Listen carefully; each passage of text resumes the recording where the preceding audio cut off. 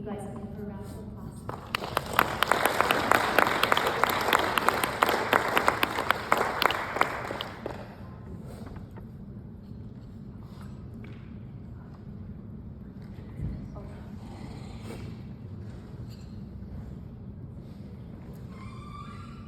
So I had a hard time getting here today out of the parking lot.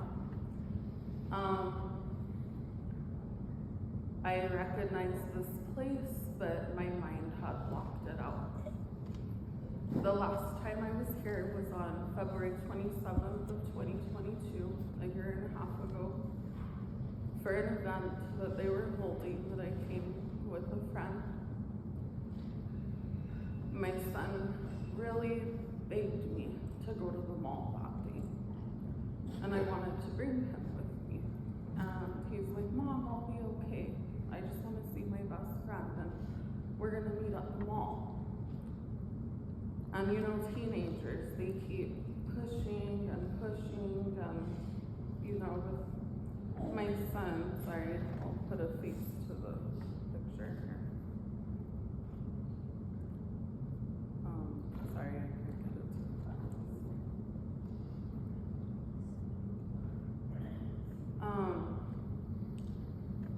He said, Mom, please, I'll be okay.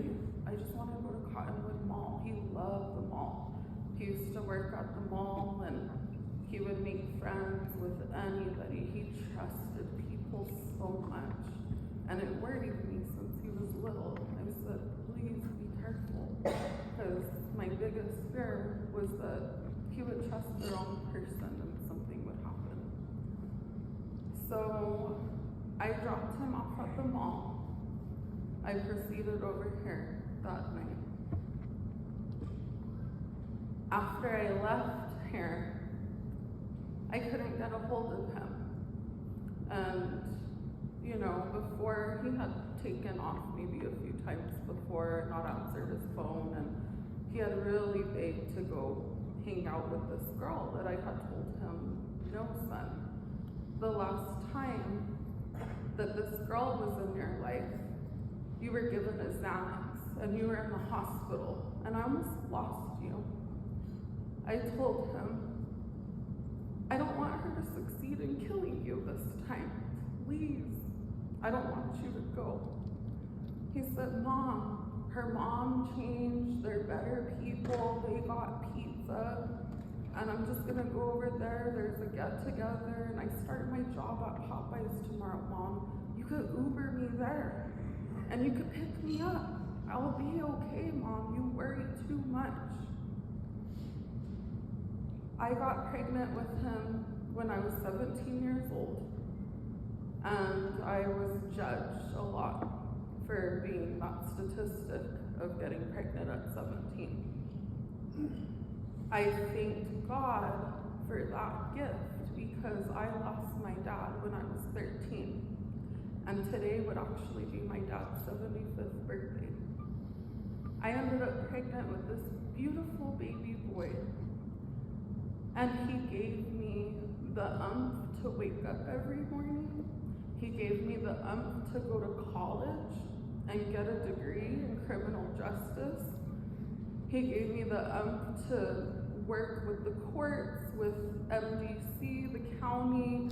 I've gotten so much experience, and I am now an investigator for the state of New Mexico, finally at the peak of my career. And he's not physically here to go on all the trips and everything that I promised him now.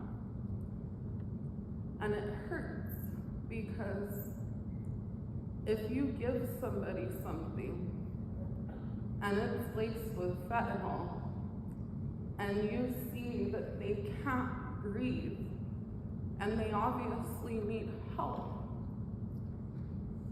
I think that parent or whoever is in charge should try to save the child and should call 911 and should administer some type of help. They shouldn't take the child's phone as their mom is texting them and calling them and saying, son, are you okay? this is weird. Like, you're supposed to be home. You start your job at Popeyes tomorrow. Maybe I'm overthinking it, because back to what I was gonna say, he would say, Mom, you always worry that something bad's gonna happen to me because you see it at your work all the time. He said, nothing's gonna happen to me, Mom. He said, Grandpa, I have angels up there. They watch over me every day. And I know they did, because when he was 10 years old, I got sole physical legal custody of him from my ex-husband. From ages 5 years old to 10 years old, my son witnessed heavy drug usage. He was offered drugs multiple occasions. He had a gun held to his head over a drug deal gone bad one day when his dad blamed his son for taking the money and the drug dealer was asking. He went through so much trauma that after $20,000 in attorney fees and bankrupting my whole family, I took the custody case into my own hands with all my training that I got in college.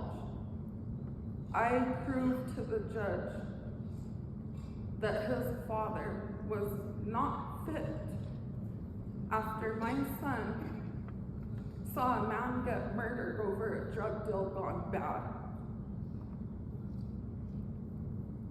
When he hit 15 years old, that's all he could see was the trauma from the time he was 5 years old till 15. And he said, Mom, it's like a battlefield in my head. And he was upset. He had so much anger. He said, how could my dad put me through all of that and not do what's right? And not only for him to finally see his father, the school had encouraged him to maybe reach out to his father. Maybe he had changed. You know, he needed a good male role model in his life. So I told the principal of the school and the, counselor, these are the reasons his father is not in his life. I am terrified if he goes over there this weekend, what could happen to him. If something happens to my son, the blood is on your hands. He went to his dad's house that weekend, and he had a new girlfriend, She was cool. She liked to do drugs with her kids, got 3 of them taken away from CYFD. They're cool people. The cool people in the community are the parents who are doing drugs with their children now. I get a call from Rio Rancho Police Monday morning, April 27th, 2021, and this is 10 months before my son dies. And they said, Miss Nazarek, we need you to come to Rest Presbyterian Hospital in Rio Rancho. And my heart dropped.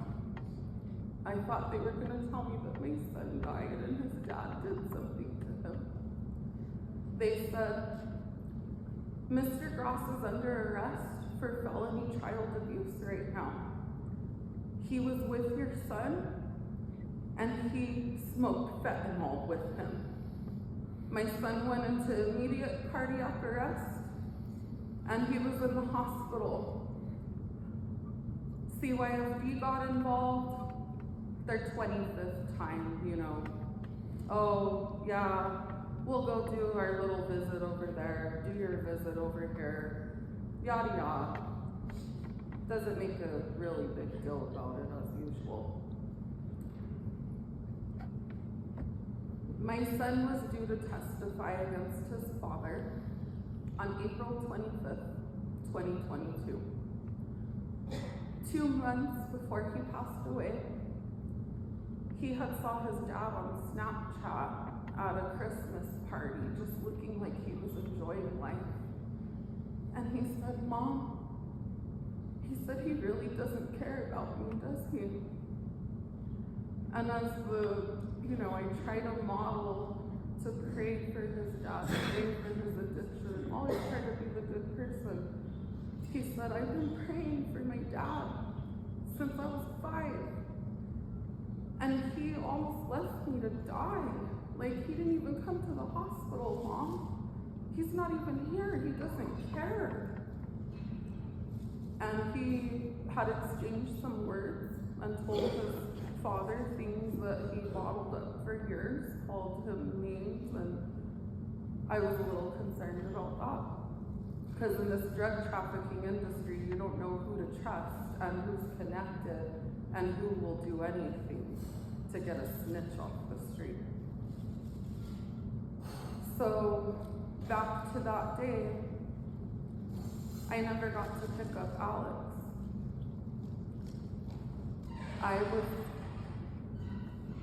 I ended up going to work, because my family, everybody, they're like, Sarah, he's okay. He's taken off before. That's why he's not answering. That's why he's not responding. I said, no, something just doesn't feel right. I want to go to that house and I want to show up with the cops. It just doesn't feel right. 5 minutes later, I get a phone call. And it was the police, it was 2 detectives. And I stepped out of the office for a minute, and they said, Miss Nisworth, we need to talk to you. And I was like, oh my God, is my son okay? I thought they were gonna tell me he got arrested, he got into some trouble. I'm like, I have been so worried about him. I was gonna do a welfare check now, but everybody's telling me not to wait, do all, I used to listen to people so much before he passed away. And I'll never forget the look on his face. I thought my son got shot because 4 nights before he passed away, the kids from 2 years before, and that girl cornered him at the Applebee's, of course, and I-40 and arrested him for snitching 2 years ago. My son didn't know who snitched. There was a girl that snitched to the school police of who gave him that Xanax that day. And he said, bruh, I don't know who it was. I really don't know. Like, I'm serious. He said, man, I did bedtime for that. Like, you messed up my life. The snitch was me. While he was in the hospital, I showed the police and everybody where he got the Xanax from and everything. So that night, whoever was there, they all wanted my son to get to this party. I saw messages of saying, we'll have Xanax, we'll have Percocet, we'll have this. Oh, we even have Suboxone. And my son said, what's Suboxone? Oh, never mind. You don't need to deal with that drug.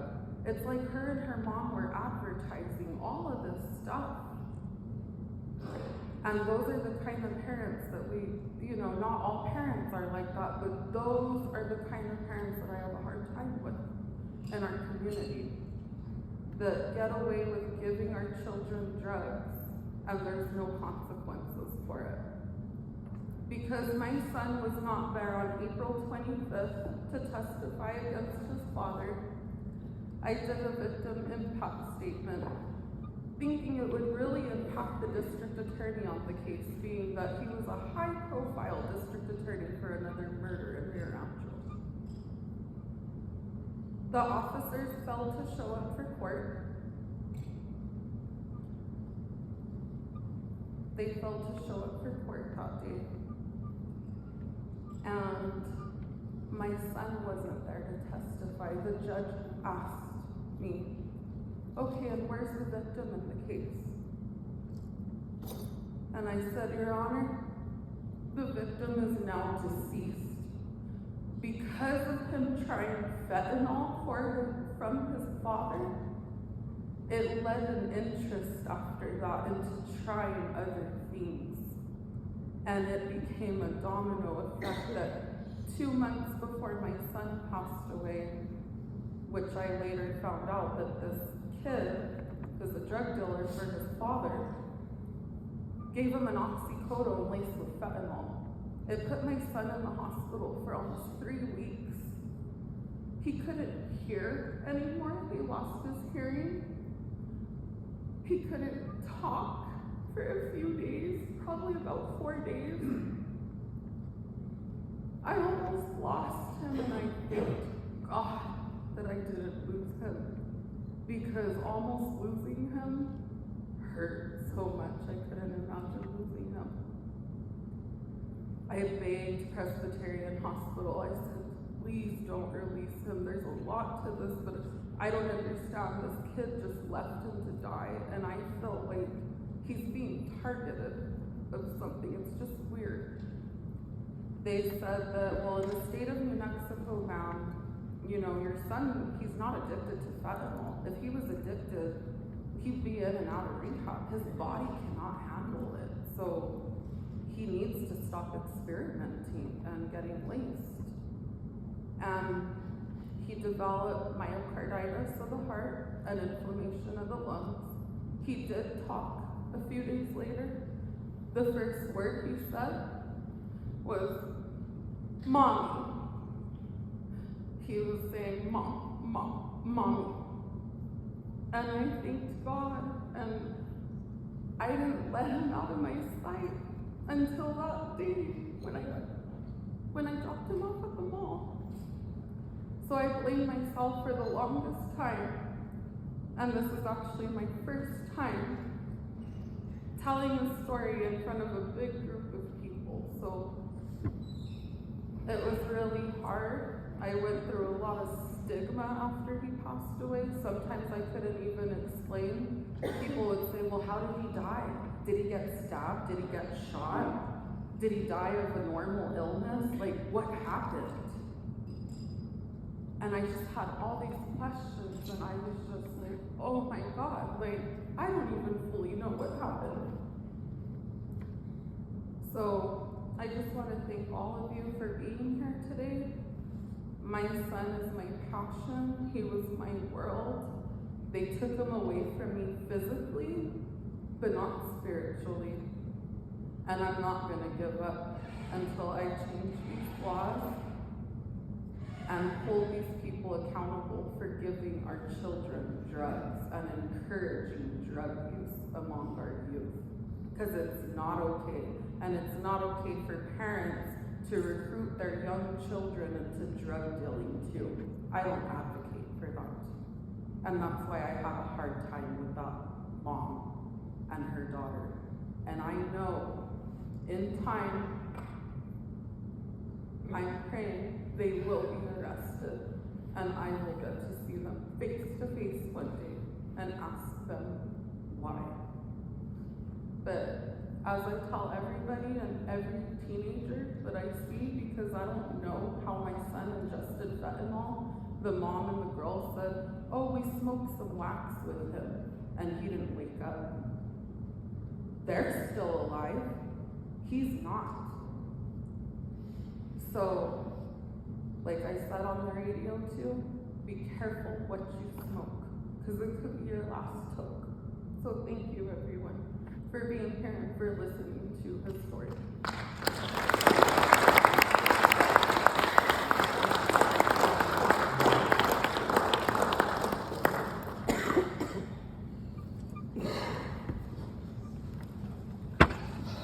Sarah, you did an amazing job. Thank you for your vulnerability and sharing about your beautiful son. You have actually written a book. Yes, it's at Barnes & Noble's right now, and I did 2 book signings there. I've been trying to bring awareness in the community of not only the family court system laws and, how we advocate for parents like this in New Mexico. We need better help for our youth, because being raised in drug-infested environments is no future for a child. What's the name of your book? It's on the back of my shirt. This is from when Alex used to come to work with me. He used to love to be the judge and participate in the mock trial. It's called No Justice, No Peace, the survival of a mother and son in a broken system. And I did bring a few copies today too, just in case. Thank you. Thank you for the work that you're doing. I know this is painful. You did an amazing job presenting today. Thank you, Erica. I appreciate you for having me here. I'm gonna open it up if there's anybody else that feels